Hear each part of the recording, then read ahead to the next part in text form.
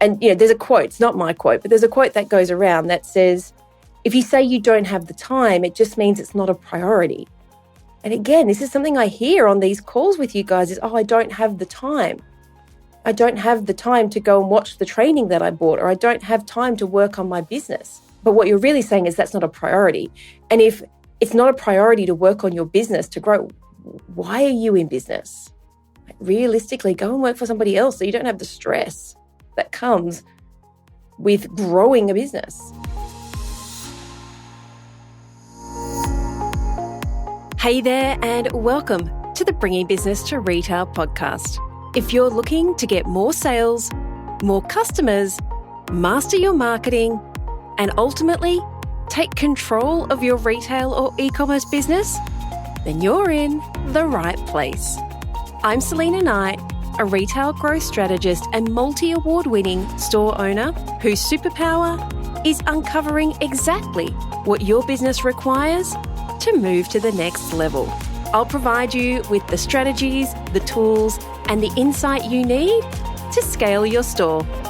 All you need to do is take action. Ready to get started? Hey there, and welcome to today's episode of the Bringing Business to Retail podcast. Christmas is nearly here. I have to say, I freaking love Christmas. I love wrapping gifts. I love doing the Christmas tree. I love cooking up a storm. It's pretty much the only time I see my family. So I love the fact that we get together, we have a chat. There's generally a lot of disagreements about stuff. I spend time with my neighbor and the people in our street, and it just feels fresh. And maybe it's because here in Australia, it's summer. And so, we're outdoors, we're doing all the things, we're going to the beach, you're having a barbecue, you're with friends, you're constantly moving around and the sun is shining and it feels so great. I don't know, I've never actually spent Christmas in a cold place. I've been in New York when it's been snowing in January, but I've never actually been in the Northern Hemisphere for Christmas. So I don't really know what it's like to have that build up around Christmas when it's cold. I'm so used to being outside and eating, all the tropical fruits, the mangoes, the watermelons, the peaches, the nectarines, the strawberries, all that kind of stuff. So yeah, I'm feeling very chipper and very, very excited about the upcoming Christmas break. But if you're anything like me, the last couple of weeks since Black Friday, Cyber Monday, and hey, it's going to happen all the way through to January, our inboxes and our social feeds have been absolutely heaving with people trying to sell us stuff. And hopefully you are one of those people, because I know that I am one of those people who is in your social feed, in your inbox, in your eardrums, telling you about my products, trying to sell you stuff, if that's the right fit for you. Because for most retail and e-commerce stores, they make up to 70% of their total annual revenue in the peak periods between October and January. October, November, December, January. So 4 months of the year gives them 2/3 of their income.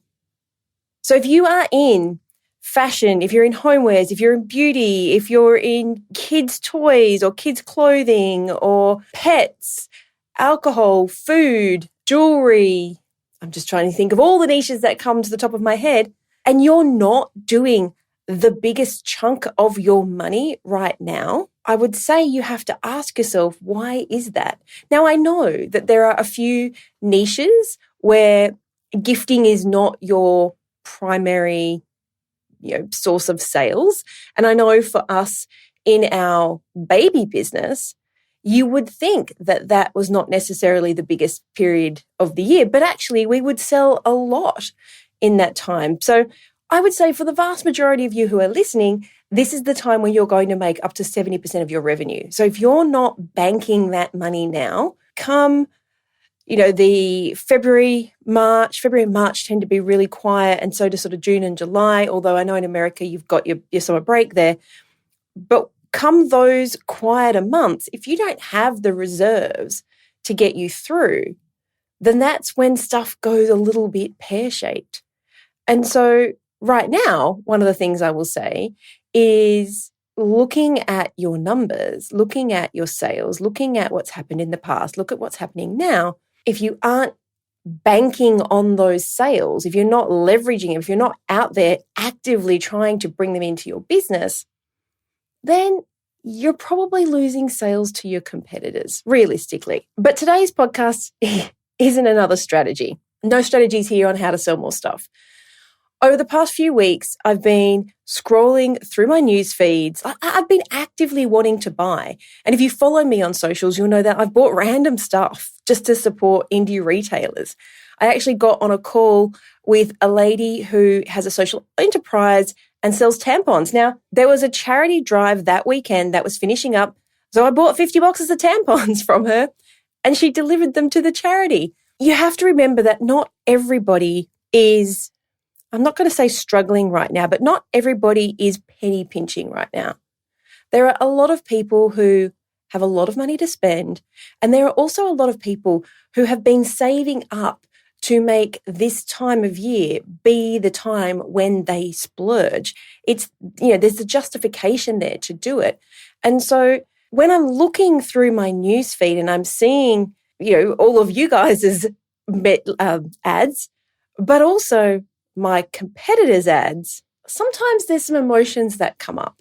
Now, I have to admit, these days, I tend to be more curious than furious about seeing my competitors' ads. But I know that there have definitely been times in the past when I have wondered how some businesses are able to just rapidly grow, be all over social media, have ad campaigns that are constantly flooding my Facebook and my YouTube and my Pinterest and all the places, and they look like they haven't lifted a finger in the process. I'm just like, how do they manage to do it? But meanwhile, there are others that put in so much effort doing all the things and constantly fighting fires. So much so that growing their business is just another thing on their to-do list. And I know this because not only have I experienced it, but I've been talking to you guys over the last couple of months, and this is what I'm hearing you say.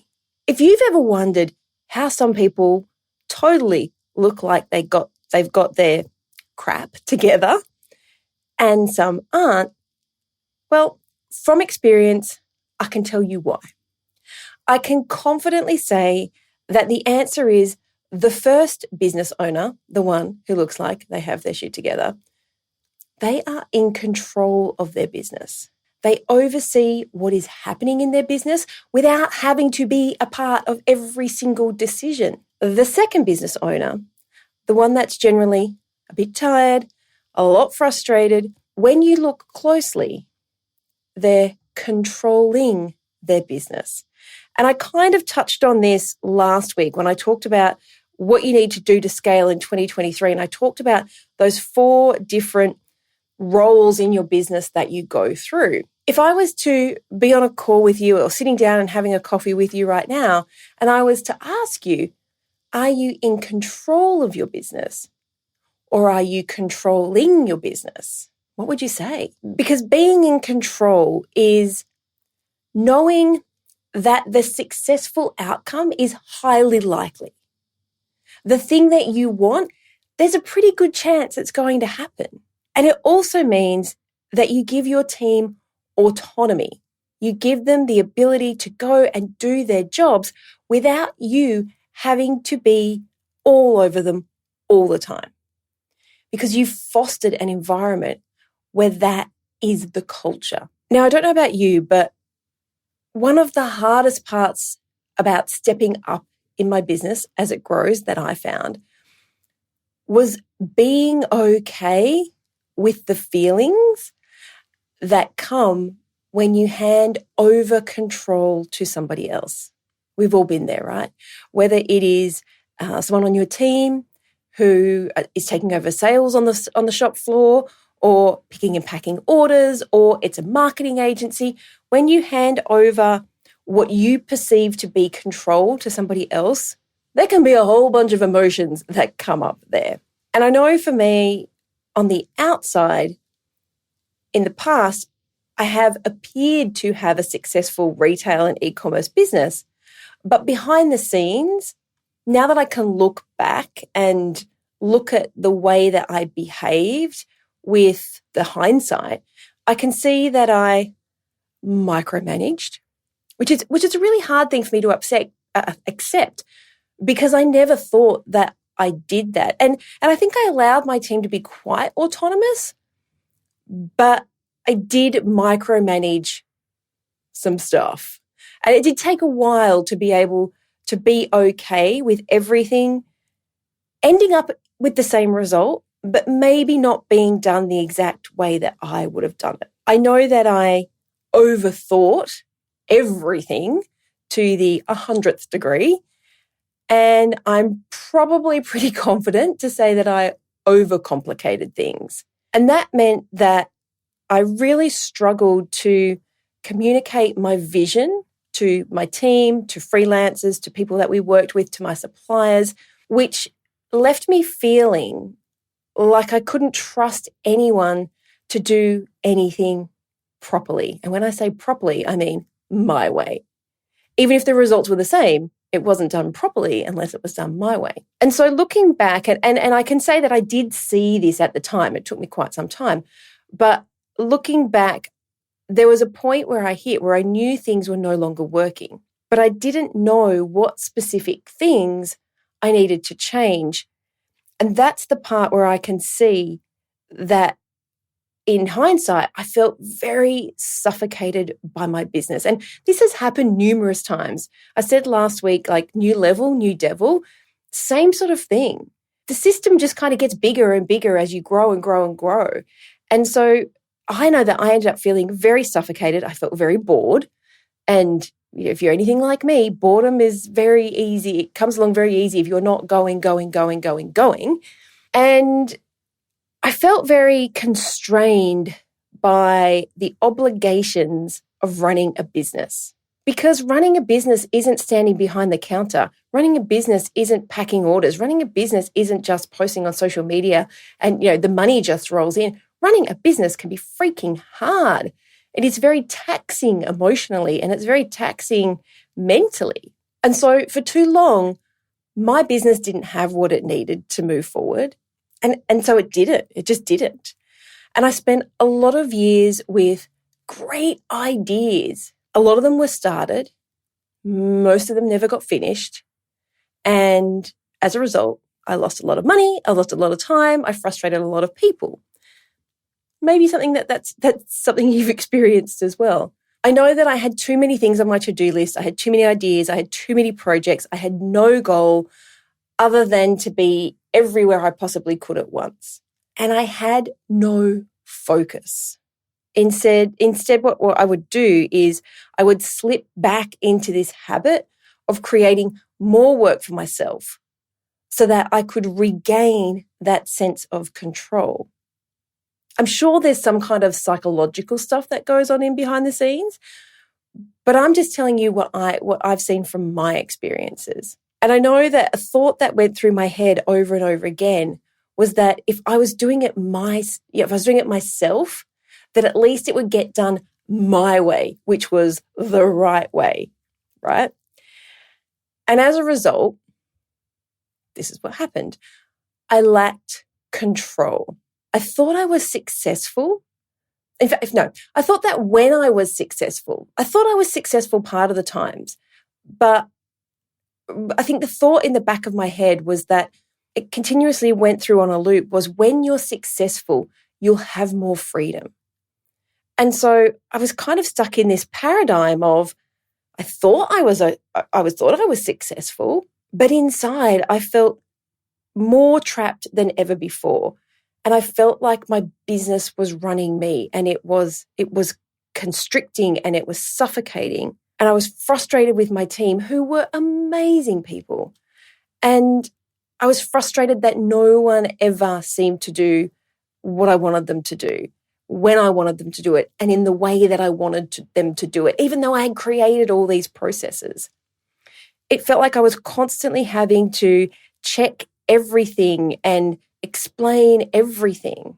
And I think looking back, I was just frustrated with the world in general. I seemed to be putting more and more and more effort in and trying new things and hiring dozens of different so-called experts, but nothing seemed to get any traction.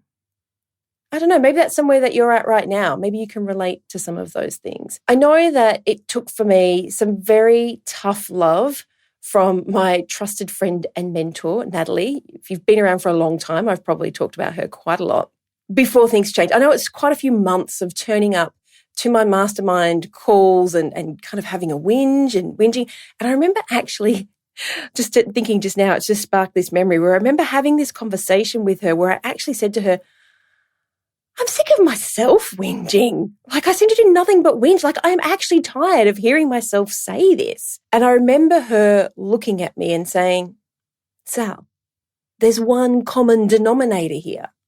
Looking around, what? And she was like, it's you. It's not very nice.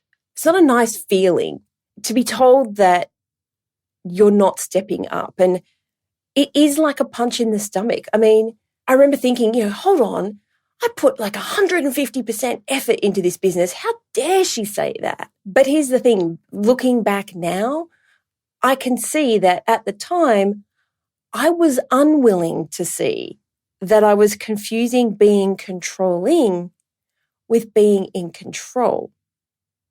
And I know that I, even today, have these exact same conversations with some of you when I'm on a call, and some of you understand that it is a little bit harsh, but it's fair. And other people will get their back up and tell me where to go. In fact, someone just hung up on me the other day when I had this exact same conversation because they were doing exactly what I was doing back all those years ago. Is they were being controlling, but they weren't in control of their business at all. And that shows. And I bet that if you're listening right now, you probably already know that. You already know if what I've just said has hit a nerve, or maybe it doesn't. And if it doesn't, that is awesome. But I know that even today, I can still be in situations where that thought goes through my head. Natalie sits in the back of my head and says, there's one common denominator here, and it's you. This is me talking to myself now. And I have to say, is that you pushing the business forward, or is that you holding the business back? And this has been one of those key phrases that have had me make those big decisions I've talked about over the last few weeks, where it's cost me tens of thousands of dollars, because what I've realized is the bottleneck in the business has been me. And it is not fair to other people who I've brought in to help me grow my business if I'm the one that's keeping the business stuck. And if I'm keeping the business stuck because I'm trying to do all the things, then I'm a freaking idiot. Because why am I spending tens of thousands of dollars on experts to not let them do their job, or to not give them the best possible chance of success? Take a step back. It's a bit cathartic saying this, because this is what I've been going through over the last couple of months. Bottleneck, Sal. What does Sal have to do to get rid of the bottleneck? A lot of the time, at this point in my business, and I'm not saying this is the case for you, but at this point in my business, it means I have to invest in people to clear up the bottleneck that I am and take over doing the things that I'm doing, especially if I'm not doing them very well. So I can say from experience that when you're there, it is frustrating. I think I've said that word. Is someone counting? I don't know, 472 times this episode. And when you're spreading yourself so thin and investing so much of your time and energy that you feel tapped out. You feel tapped out of energy. You feel tapped out of creativity and tapped out of your enthusiasm. And this happens when you have no growth plan in place. You don't have clarity around what it is you really want. You don't have any roadmap to move forward. Now, imagine if you could break down all those things on your never-ending to-do list, knowing that they were going to be done and knowing that when they were done, you would regain control of your business, but do it in a way that doesn't feel like you're a dictator. What would that do for your business? What would that do for your overall state of mind? And realistically, what would it do for your life? Well, the great news is you totally can do it. And I want to talk to you about some ways that some questions you can ask yourself to do that. But I am living, breathing experience that this doesn't go away as you grow. So the more that you're in tune to it, the more you've got me sitting in the back of your head saying, I remember when Sal said, this is one of those times, it helps you make better decisions. So I wrote down a few rapid fire reality check questions that I want you to ask yourself. The first one is, when you start work in the morning, wherever that may be, do you show up with confidence and clarity? Do you know what needs to be done? Do you know who's going to do it? Do you know the results that you expect them to achieve? Remember I said right back at the beginning that control was a really good likelihood of the outcome happening? You got to have clarity to know the outcome.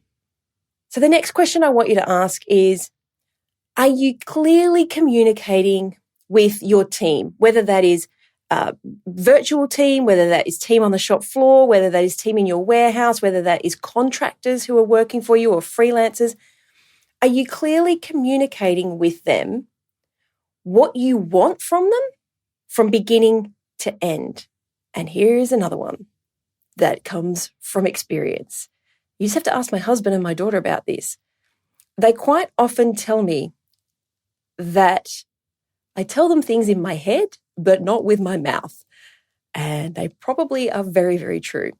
So I know that I do two things. One is sometimes I think about telling them something and maybe I don't. Although I have to say, I swear a lot of times I actually do and they just don't listen. But the other thing is that I can tell them either the beginning or sometimes the middle or sometimes the end, but I don't put it all together. So I don't say, I want you to start here and then I want to have this by this date and then I want to have it finished and this is what it should look like at the end. And this is the results and this is the time frame. So if you're not doing all of those things, then are you just turning up? Are you just turning up and hoping, the hamster wheel of hope, as I like to call it? If you're not watching the video, I'm crossing my fingers and shaking them in the air. The hamster wheel of hope is the one where people just hope, cross their fingers and hope that it's all going to work out. And business doesn't work like that. 99% of the time, business doesn't work like that. So the faux EOs that we talked about last week, if you haven't listened to that podcast, I would love it if you could go and listen to it. The faux EOs, they turn up. And you might find them, barking orders at their team based on what's on the top of their personal to-do list and what they think needs to be done that day. And they stick Post-it notes on screens or on walls or just or they send virtual DMs to people like, this needs to be done straight away. Now, I made those examples up from an actual scenario because I remember being on a Zoom call and if you listened, Rachel and Greg, who have the gift shop, we were on a Zoom call with them and this is what happened. In the background, I could see sticky notes everywhere. And I was like, what does that sticky note say? I was like, remember to wash your hands. And then there were sticky notes everywhere and there were signs stuck everywhere. Like you cannot believe how many signs there were telling people to do stuff. And on top of that, during the conversation, some of their team would come in and they would just get orders barked at them like, do this, do that, just do that. Oh, look, whatever. Now, remember, this was Rachel and Greg when they were in the faux EO stage, not the CEO stage that they're at now. But I do remember Rachel turning back to me after one of her team had walked in and like rolling her eyes at the monitor at me. And I remember thinking, yes, well, there's some stuff here we need to work on. Because the faux EOs, they struggle to see past the end of the day. They're not looking at the end of the week or the end of the month or the end of the quarter. They're just turning up and hoping that things are going to work. But the true CEOs, they know what that big picture looks like. They know where the business is headed, and they're clear on what's important right now versus what can wait till tomorrow or next week or next month or next quarter or next year.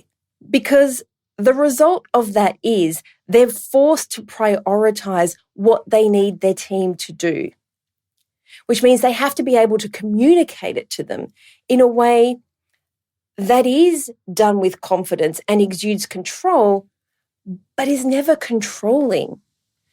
Because no one wants to work for a controlling asswipe of a boss, do they? The true CEOs believe in their team and they believe in themselves. They have that confidence because they know that they've built systems to be able to monitor what's happening in their business without micromanaging, which of course frees up their time.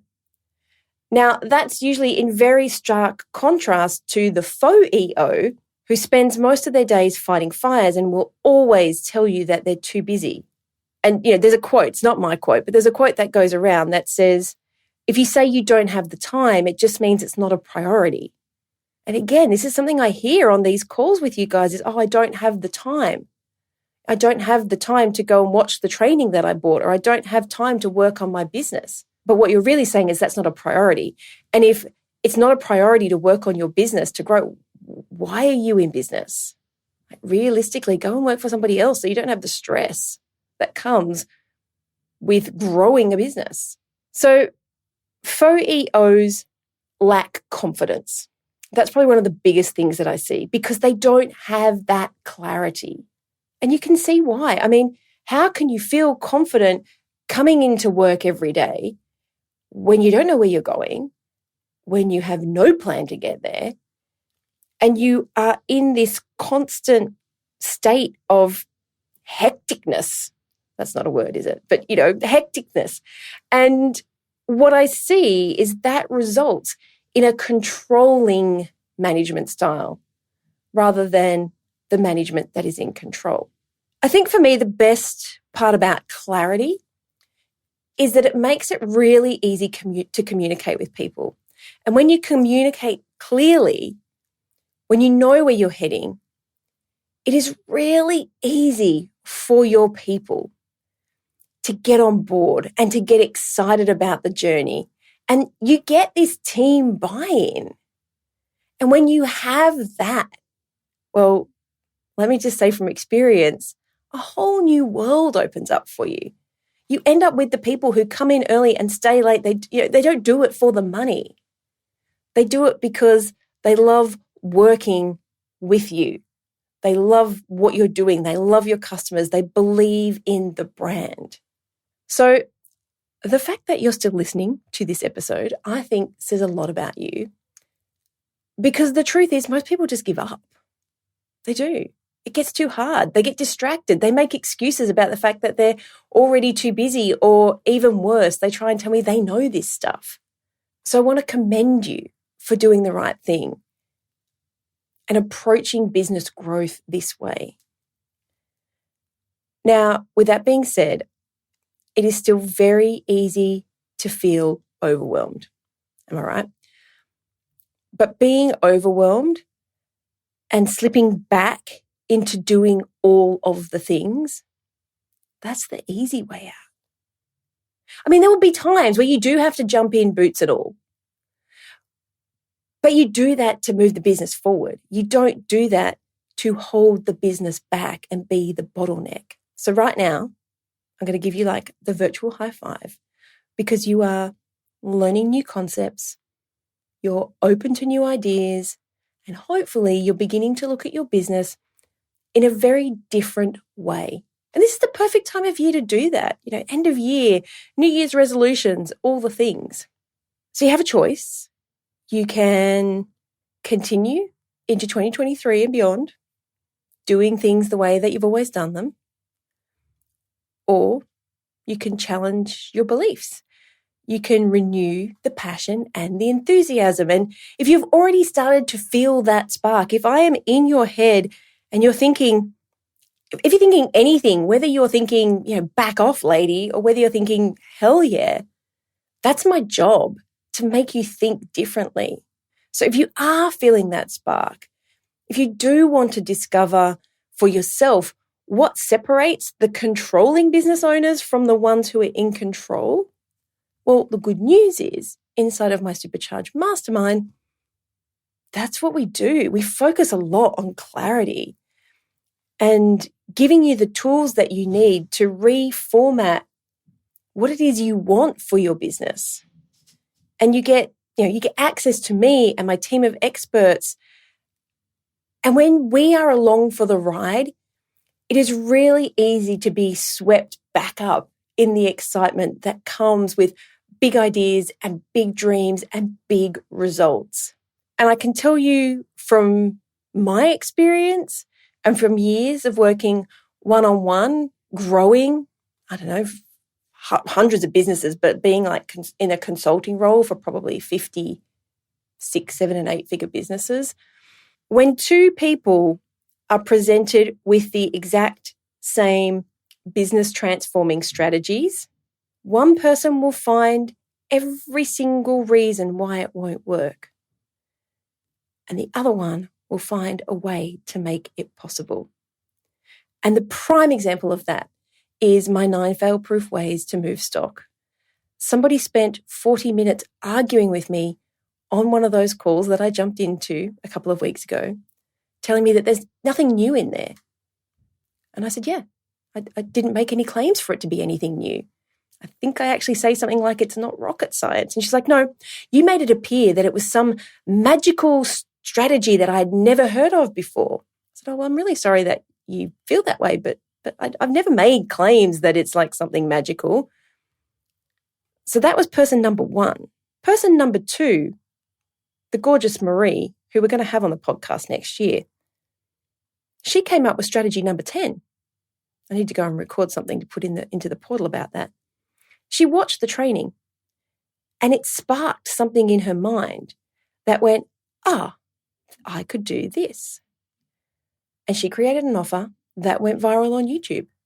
So this is the thing, is sometimes it's the strategies that you need, but sometimes just being in the right company of the right people, or in Marie's case, just listening to the strategies made her think of something that she could put in place in her business. So I guess the real question I've got for you today is, which one are you? Are you the person who finds excuses on why everything won't work? Or are you the person who says, how am I going to make this work for me? How can I use what I've just learned in some way? If you are interested in joining me inside of my Supercharge Mastermind, it is an application-only process.